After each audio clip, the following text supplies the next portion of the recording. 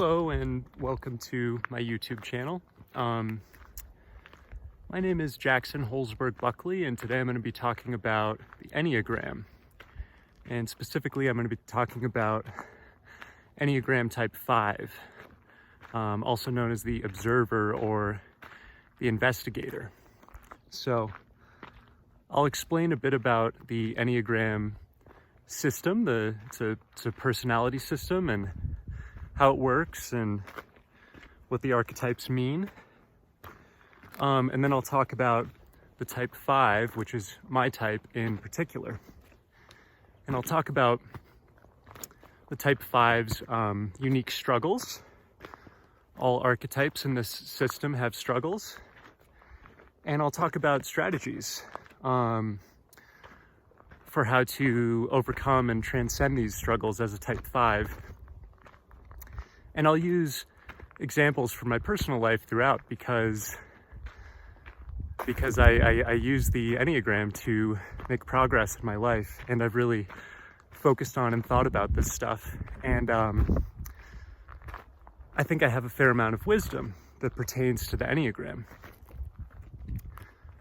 I also want to note this is my first video where I'm not just stationary, and that's intentional. I'm taking a hike in beautiful Santa Fe. I'm at an area near my house where I used to walk around a lot when I was in high school and when I lived here after college.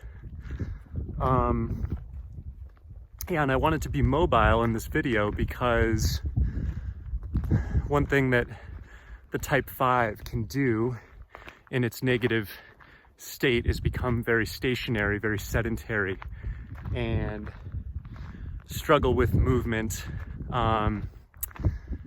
struggle with activity, with fluidity. And so this entire video is meant as a metaphor for sort of overcoming that. Getting in touch with the natural beauty that we might have access to. Here in New Mexico, and in Santa Fe in particular, it's really stunning.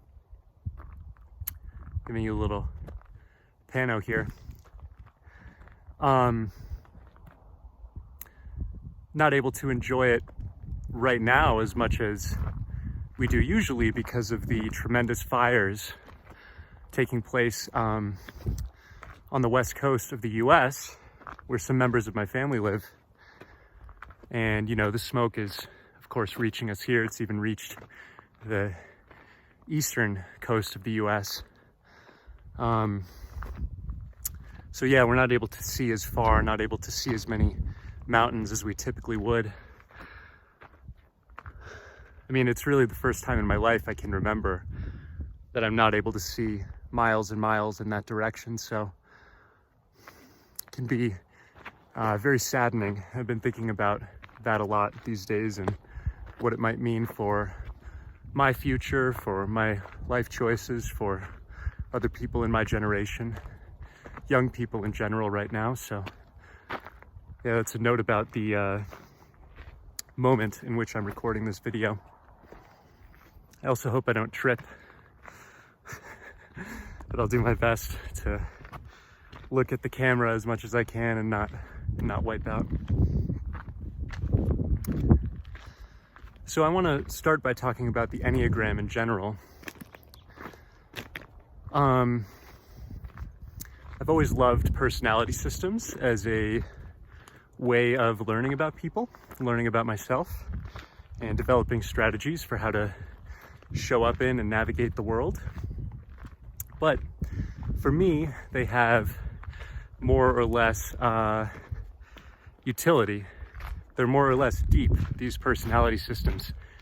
And the Enneagram has always been my favorite because it really seems to get to my soul.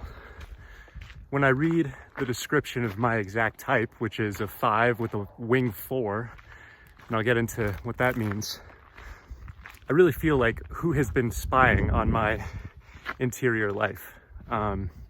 It is that precise, and that's sort of eye-opening.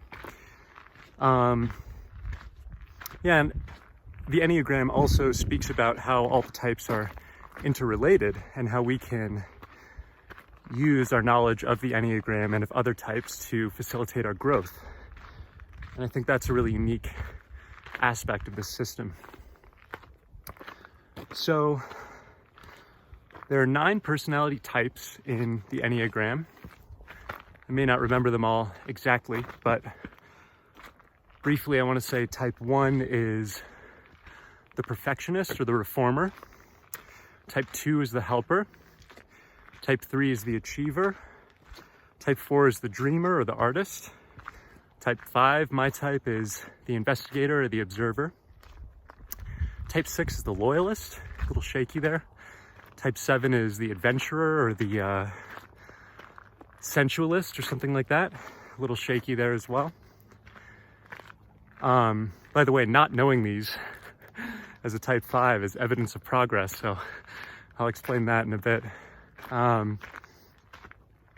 8 is the challenger, very kind of traditionally masculine type, and 9 is the peacemaker. And each type centers on a core wound, which produces a core fear, and the types have a core desire as well. And that desire would be a testament to having overcome this fear, to having healed this wound. So for type 5, the wound is being overwhelmed in some way at a young age. Type 5s usually have one or more overbearing parents. And I want to apologize to my mom and dad if they're watching this, but at times I have experienced them both in that way. Coming to a beautiful spot here, so I'm just gonna give you a little view of what I'm seeing.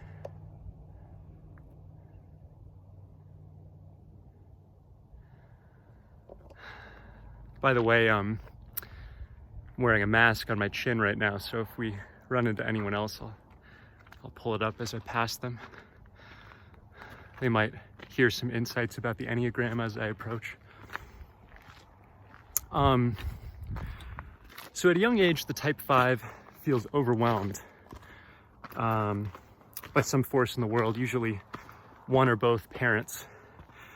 For me, my parents divorced, and both had strong opinions about what was right for me. And I really encountered a lot of difficulty around decision making at a young age. I felt if I choose to be with one parent over the other for a specific period of time, the other one is going to be hurt. And so I can't choose correctly. I always make the wrong choice. And again, this was very overwhelming for me. It made me feel defeated about choice making in general. So the type 5 feels overwhelmed, and the core wound or fear that it comes away with is a fear of being incompetent. Decision making, navigating the world in these practical ways, these are very much the essence of life. No matter how spiritual or how heady we get, we need to be able to decide whose house do I want to stay at right now? What do I want to eat for dinner? What am I going to put on my shopping list? Whom do I want to date? Whom do I want to marry? Decision making is really confronting us in every moment. And if we feel that we don't know how to make decisions, or that the external world is too scary, too overbearing, and we lack discernment for how to process it, we're going to feel incompetent in this very fundamental way. I don't know how to live. This is kind of the core wound or message of the type 5. And so the type 5's desire is the converse. I want to feel competent.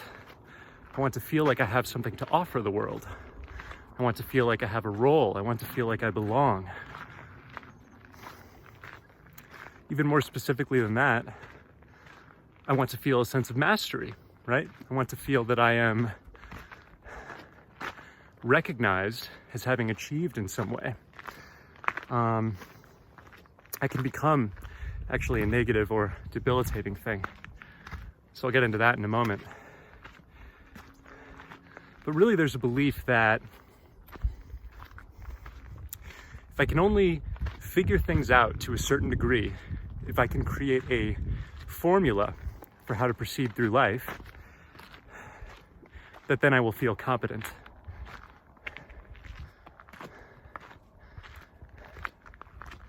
And I said this was going to transition into the negative behavior pattern, the whole,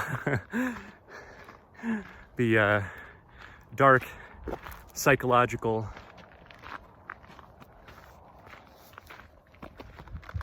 Hey, thank you. Hey, how you doing? Good. Recording a video, but you won't be in it. Okay, unless I get back here. All right. No, I'll point away. Have a nice one.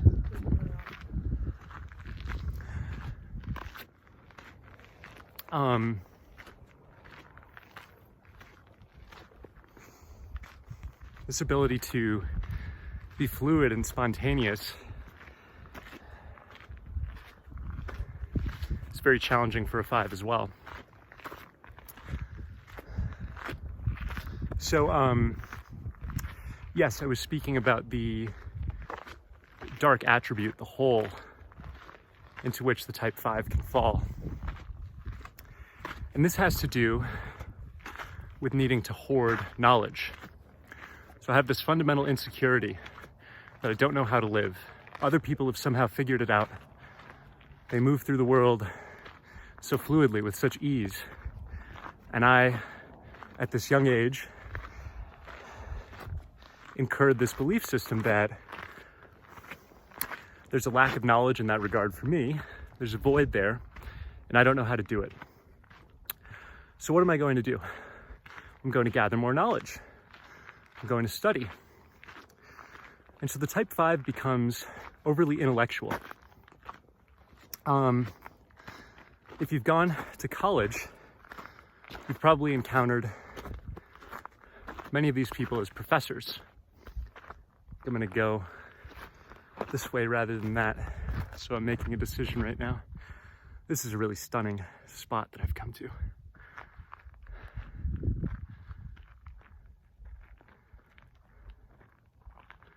So, yeah, many type 5s, especially if they don't do their emotional work, if they're kind of unprocessed, they'll naturally wind up in academia. Actually, this way would take me back, and I don't want to do that yet, so I'm turning around.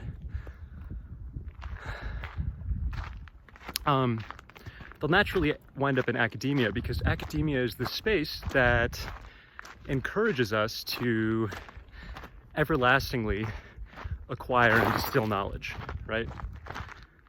That's how we get tenure, and we're always going to write more. And the intellectual life is really the essence of academia. And the type 5, because of its core wound, is never going to feel that it has enough knowledge. This becomes a trap. There will never be a point at which I feel that I know enough to be competent and to effortlessly make decisions in the world, because there will never be a point at which I will know everything. There will always be another book to read, another lecture to watch, so on and so forth. So, I was this way. I inhabited this negative disposition or eventuality of the 5. I would say really with extremity, starting at about age 21 and culminating at about age 25. So during this time, I would read endlessly on top of my classwork. You know, I would finish reading an assigned article, and I would pick up a book which I'd assigned myself. And I was taking on more and more abstract and challenging topics. So I would read philosophy that hadn't been assigned, literature that hadn't been assigned. I was trying to learn German, perfect my Spanish, expand my vocabulary. I have dozens of journals which contain nothing more than mental exercises and vocabulary words and mnemonic devices to help me remember them. So that was this sort of insatiable gathering of knowledge, with the fantasy that at some point I'm going to know enough and I'm going to feel comfortable acting in the world. And the 5 doesn't even know that it has this fantasy. The 5 is very disconnected from its body, heart, its emotions, its community, its relationships, which of course feeds into and amplifies this unconscious wound. I didn't have a girlfriend. I didn't lose my virginity for what seemed to me a very long time. I struggled with getting a job after college. I still struggle with that, to be honest. I still struggle with decisions around work. But for a long time, as I said, about 21 to 25, there was always this feeling that I have to know more. I have to study more. It's not enough yet.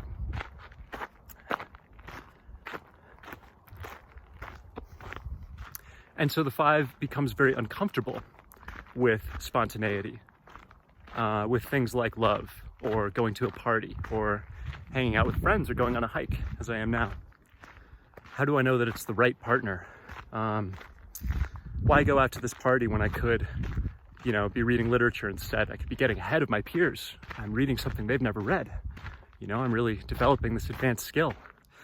And so I've spent many nights and years, I would say, behaving in this way, increasingly isolated, increasingly paranoid, skeptical of the outside world.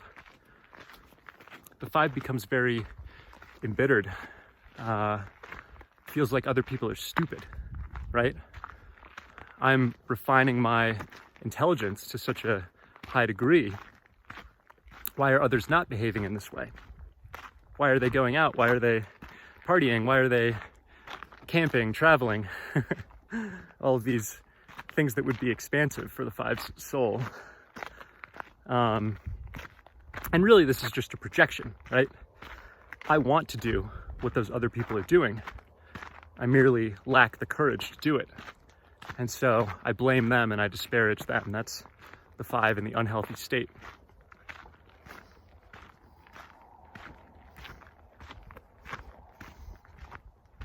So I talked about how the Enneagram also prefers techniques for how to live better, how to develop.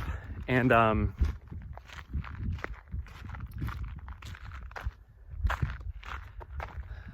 it does that through connections among the types. So all types, it is said in the Enneagram, integrate to another type. And they also disintegrate or regress to a different type. So this means that when the 5 is in its negative state, it looks like it resembles a different type, the negative characteristics of a different type in the Enneagram. And when it's in a positive state, it takes on the positive characteristics of a different type. And so this is useful because as any type in the Enneagram, we can ask ourselves, am I beginning to resemble a different type from my own? And if so, is that good or bad? Does it indicate growth or stress and regression? So the 5, when it's in stress and when it's in a regressive state, tends to resemble the 7, the negative characteristics of the 7. I said at the beginning I didn't quite remember the 7's name, but it's something like adventurer or sensualist. And the 7 is very expansive likes to travel, you know, likes to explore, likes to do all these things that scare the 5. But the 7 can also become very scattered. It can become kind of overreached and without center. And so the 5 in its negative state begins to look like that. So this was me at, age 23, the first year out of college.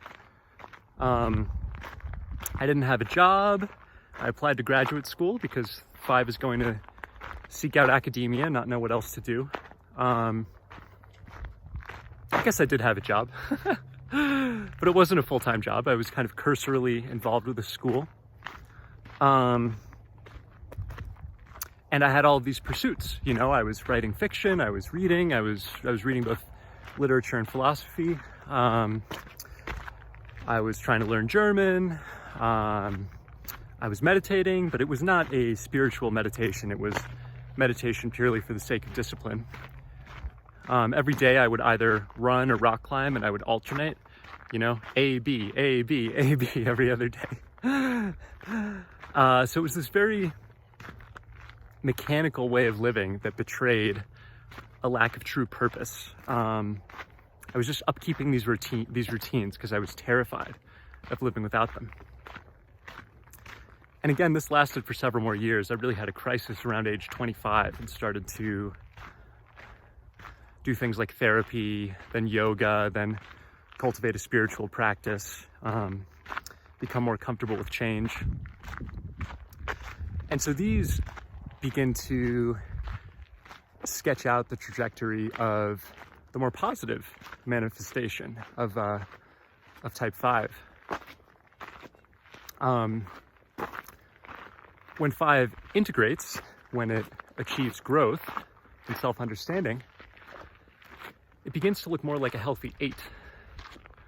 So 8 is the challenger. So 8 is one of the very externally oriented types and is very physical. It's very embodied. 8 makes a good boss, a good teacher, a good mentor. 8 is a master at decision making.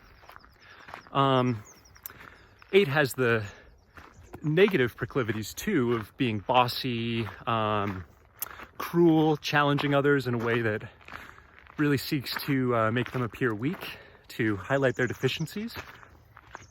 But as the type 5 integrating to the 8, I become able to make decisions. I become more in touch with my body rather than centralized in the mind. I become a leader. And because I am able to make decisions, I know that I do not need to know everything. And that is the key for the type 5. So yeah, we're going to be able to do something like, you know, if earlier in my life, everything was on a schedule and I couldn't miss a beat in the schedule. Now I was like, you know, a half hour ago, I was like, I feel like making my video right now. I'm going to go and do that. And it was this sort of spontaneous thing. I have a space in my calendar right now. I can make that video. It wasn't planned in advance. Might have done it a different day. Might have not done it at all. And the healthy 5 is able to be flexible in those ways too. Able to say, you know, I'm not really feeling that anymore. I'm going to change tracks. Thought I was coming up on someone, but I think I'm not. I think it's my own belt jingling or something like that. So yes, in order to get to this more positive manifestation,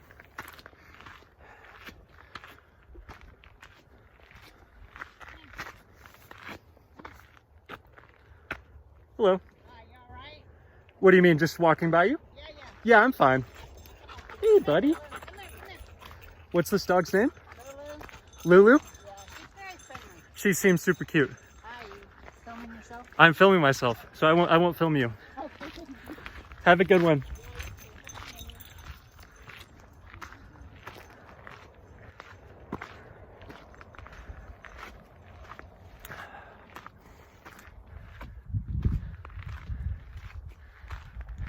So learning that it's okay not to know anything, or not to know everything. It's okay not to know anything too, though. I mean, if we're honest, that's more true. We don't know anything.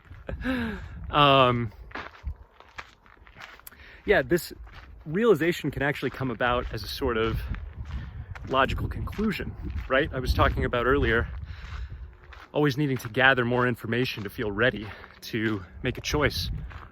The 5 might just realize logically, oh, I'm never going to be able to read all the books, right? This is a fraught path or an impossible objective. It might come about in a sort of physical or material crisis, which is what happened for me. I've told this story in interviews before, and elsewhere on my blog and so forth, but I was very close to a mass shooting, and I realized that the way in which I was living was not that different from the shooter. I was just as isolated, I was just as combative in my attitudes toward others. I was just as certain of my dogma. He released this kind of religious tirade before committing his act of murder, and I was like, you know, I'm as stern in my beliefs as this person. And so it really showed me that this way of living, this endless gathering of data and perceived superiority over others that characterizes the 5, this eventuates in increasing isolation, which means unhappiness, and in some cases violence, right? Against the self or others. I actually think if you look this up on the Enneagram Institute, the type 5 is the type most predisposed to suicide. We're going to take our lives in an unhealthy frame of mind. So yeah, we might realize that the modus operandi of the 5 is for naught, or it might be shown to us through external circumstances like, God, this is really not working for me. And so the path forward then for the 5 is going to be different quadrants of the self from what it had prized. So the mind alone cannot sustain us. So we're going to start exploring the body. So I did somatic therapy for a while. People do yoga, people might get more into a physical activity like I'm doing, rock climbing, hiking, running, anything like that.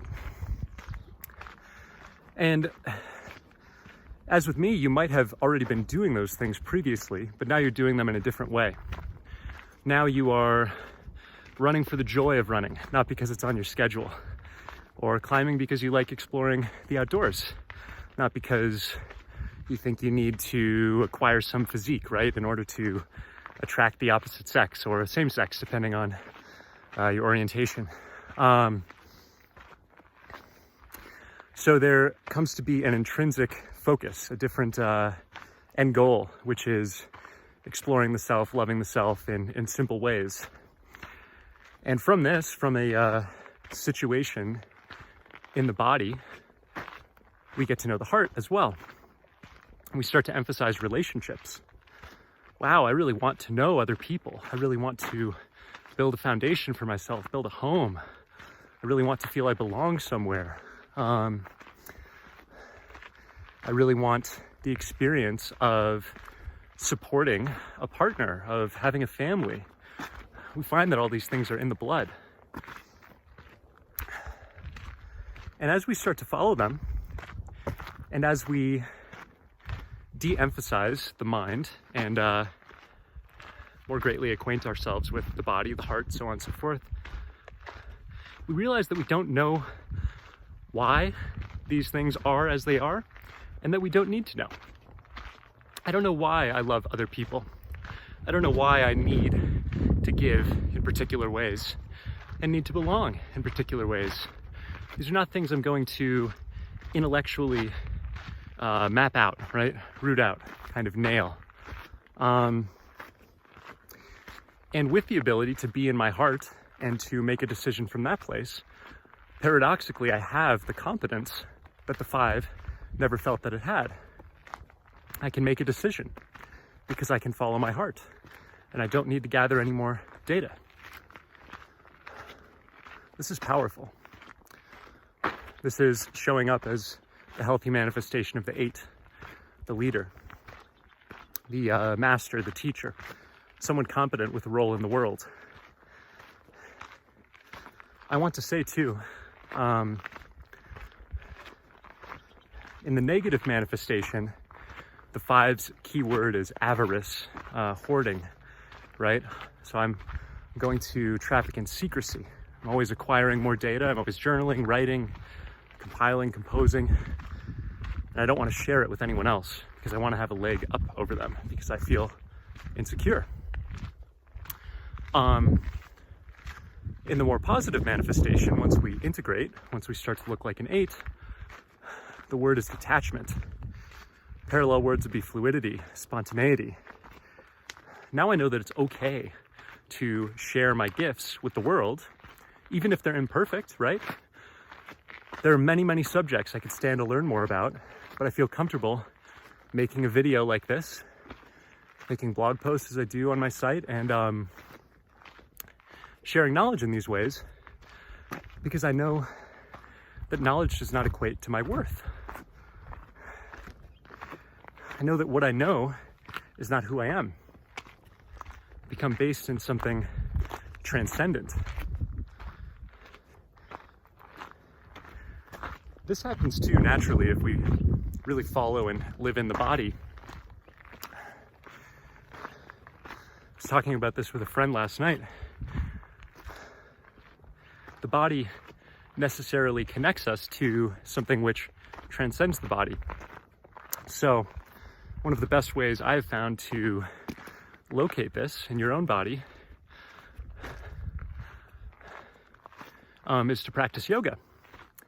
When you practice yoga and you're really breathing in rhythm with the movement, you're going to feel energy channel itself through your body from head to toe in alignment with the movement.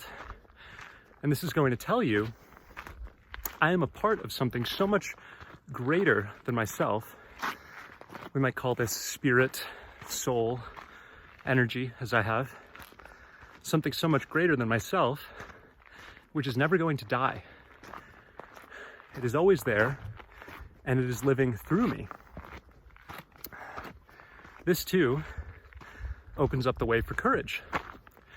If I am not this independent self, this mind, isolated from the world, needing to make quote-unquote right decisions, if I am instead a subject in this vast universe of energy, a point of attention in the cosmos, then to a degree, it doesn't matter how I choose. Think back to the child of divorce I mentioned at the beginning, who felt that he could never make a right move. We feel now, once we are acquainted with our heart, our body, and thereby with energy, with light, we feel that it's actually impossible to make a mistake. I'm here to enjoy life. I'm here to have experience. And I don't need to know anything about it. I don't need to figure it out. To say this is liberating is an understatement. This means we can actually begin to live. We can do things like seek out a job. We can do things like change jobs if we don't like the one we had. We can begin cultivating and practicing romantic relationships. And if one ends, it's sad, but we trust that we learned something and that there's purpose to it. We don't need to traffic in life with perfection. Perfectionism undergirds a lot of the negative manifestations of all of the types. Comfort with making mistakes is part of the character of an enlightened 5. It's okay to be imperfect. I'm not superior through my knowledge. I'm just another being having an experience in the universe. It's so different. It's necessary too to remember this isn't something you figure out intellectually. Just because you've listened to this video doesn't mean you've mastered the awareness that I'm talking about. Most likely you will need to integrate through your own life experience, as I did. It needed to be shown to me that a life purely of the mind led to disaster. Once I had seen that, I could seek out other ways of being. But I had to sort of complete each stage, which I'm sure I'm still doing. I don't know what stage I'm in now, but that's okay. That's the difference.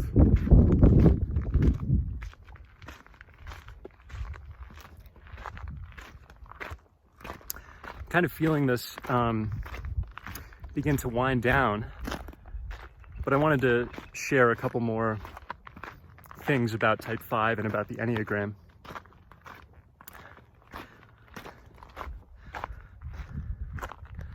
Show you another mountaintop view before we continue.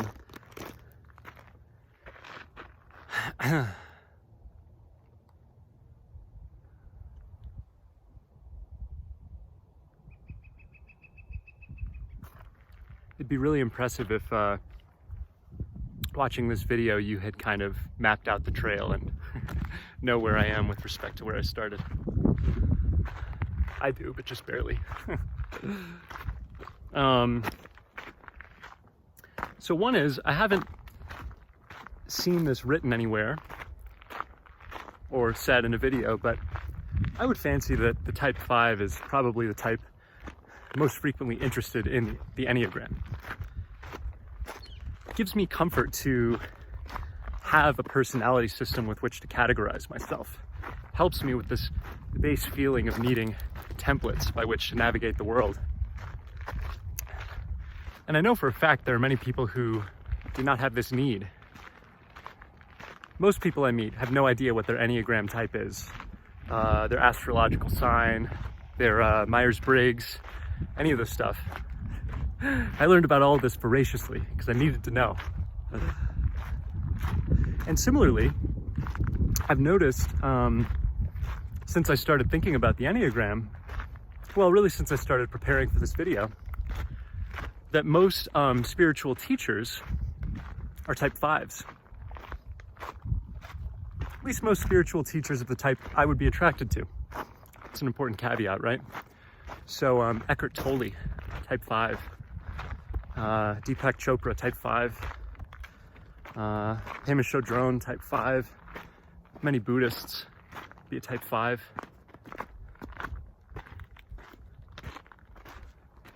Charles Eisenstein is a type 5. I actually identify with him quite a bit in how I navigate the world.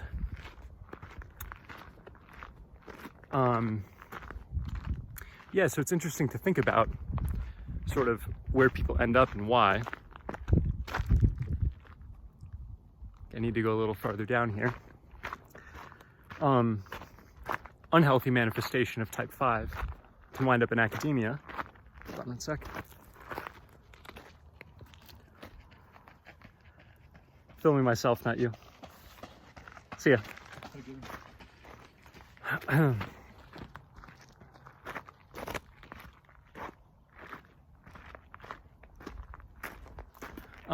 Unhealthy or uncritical type 5 can wind up in academia. A more sort of replete type 5 can wind up as a spiritual teacher or a yoga teacher, something like that, because we're now in touch with our body. And through that with spirit.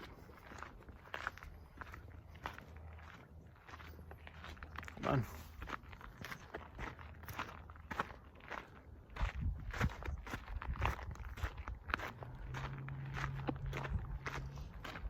Well, filming a video, but I'll cut you out if you're in it. Okay. See ya.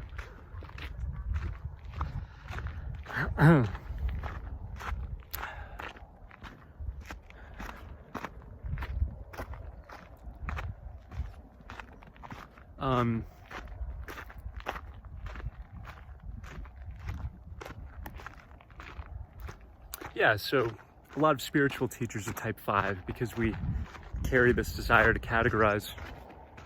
I was trying to remember the one other thing I wanted to say, and I did, which is types also have wings in the Enneagram. So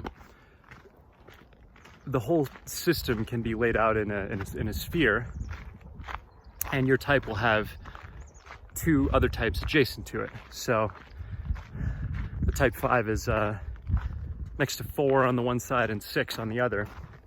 And one of these two adjacent types will be your wing. And that adds kind of a different flavor to the type. There are also variants. This is another way of thinking of how the types can sort of bend. So there is a sexual variant, a self-preservation, and a social variant for each type. So they show up differently. So for instance, I'm a 5 with a wing 4. 4 is the artist, right? The individualist. 4 feels I'm fundamentally different. I don't fit in. No one understands me.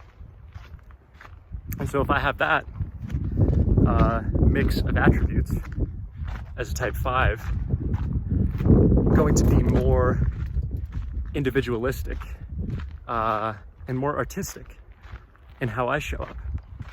I'm not as attracted to structure. In fact, my subtype 5 wing 4 is called the iconoclast. So, destroyer of idols. And this is very true of me. I feel most creative when I am destroying something.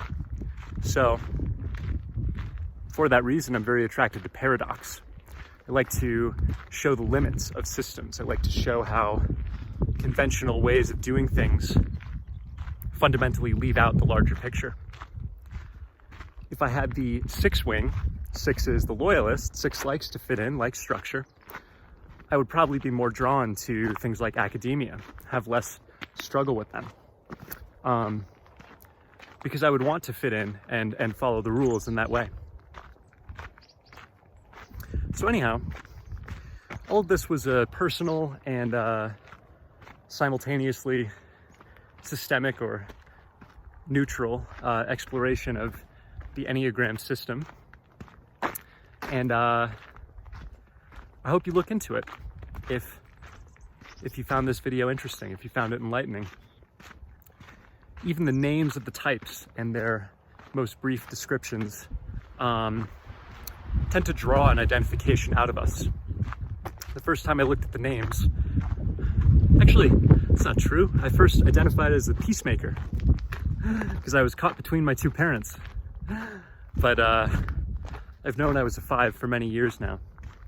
So I promise if you look at the system and you begin to think about it, sooner or later it will become clear to you which type you are. And with that knowledge, you can begin to work toward integration, as I have laid out here for the 5. Remember, this is one of 9 types. You might be one of the other 8. You might have a different wing. You might have different sexual, social, self-preservation variant option. So there are many ways you can manifest within this system. And if you would like to speak with me more about any of it, feel free to contact me too. My website is jacksonholzbergbuckley.com, and I can also be found on Facebook and here on YouTube. Best wishes.